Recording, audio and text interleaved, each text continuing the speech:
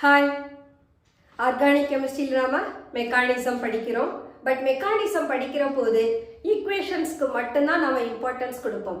அங்கே பார்த்தீங்கன்னா ஆரோ மார்க் கொடுத்துருப்பாங்க. அந்த ஆரோ மார்க் தான் டைரக்ஷன் ஆஃப் மூவ்மெண்ட் ஆஃப் எலக்ட்ரானையோ அல்லது அயான்ஸையோ அல்லது ஒரு லீவிங் குரூப்பையோ பற்றி சொல்லும். பட் அந்த ஆரோ மார்க் பற்றி நாம் ஃபோக்கஸ் ஆகவே மாட்டோம். ஆரோ மார்க் தானே, ஆரோ மார்க்கை இப்படி போட்டுக்கலாம் அப்படின்னு மட்டும்தான் நினைப்போம். ஆக்சுவலாக ஒரு மெக்கானிசமை லீட் பண்ணுறதே ஆரோ மார்க் தான். அந்த ஆரோ மார்க் கரெக்டாக எலக்ட்ரான் ரிச்சில் இருந்து எலக்ட்ரான் டெஃபிஷியண்ட்டை பார்த்து தான் மூவ் ஆகணும்.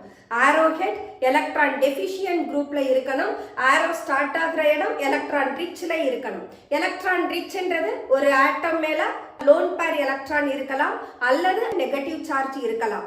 இதே எலக்ட்ரான் டெஃபிஷியன்ட்ன்றது ஒரு பாசிட்டிவ்லி சார்ஜா இருக்கலாம் அல்லது ஒரு எலக்ட்ரான் டெஃபிஷியன்ட் லூயி ஆசிட்னு சொல்லுவோம். நீங்க ஆரோ மார்க்ல தப்பு விட்டீங்கன்னா உங்களோட மெக்கானிசம் தப்பாயிடும்.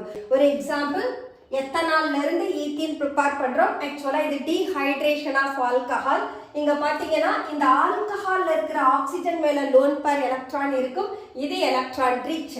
இந்த எலக்ட்ரான் ரிச்ல இருந்து H+ பார்த்து ஆரோ போகணும். இந்த H+ நமக்கு ஆசிட்ல இருந்து வரும். ஏன்னா ரியாக்ஷனே இன் பிரசன்ஸ் ஆஃப் ஆசிட் தான் நடக்கும். சோ இங்க பாத்தீங்கன்னா யாரு எலக்ட்ரானை கொடுக்குறாங்களோ அவங்க மேல பாசிட்டிவ் சார்ஜ் வந்துடணும். அடுத்தது இந்த வாட்டர் வெளியில போகணும். வாட்டர் வெளியில போகணும்னா கார்பனுக்கும் ஆக்சிஜனுக்கும் இடையில இருக்கிற பாண்ட் மூவ் ஆகும். அப்ப இந்த ஆக்சிஜன் எலக்ட்ரானை வெளியில எடுத்துட்டு போகும். அதை நாம -H2O சொல்லுவோம். இப்ப இந்த கார்பன்ல இருந்து தான் ஆக்சிஜன் எலக்ட்ரானை எடுத்தது. அப்ப கார்பன் மேல என்ன சார்ஜ் வந்துடும்? பாசிட்டிவ் சார்ஜ் வந்துடும். இதை நாம கார்போகேட்டையான்னு சொல்லுவோம். அடுத்து நமக்கு எலிமினேஷன் நடக்கணுமா?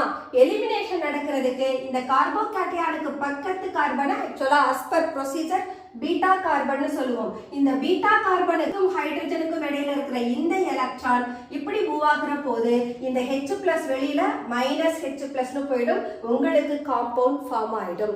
இதுதான் உங்களுக்கு பாத்வே ஆஃப் த ரியாக்ஷன்.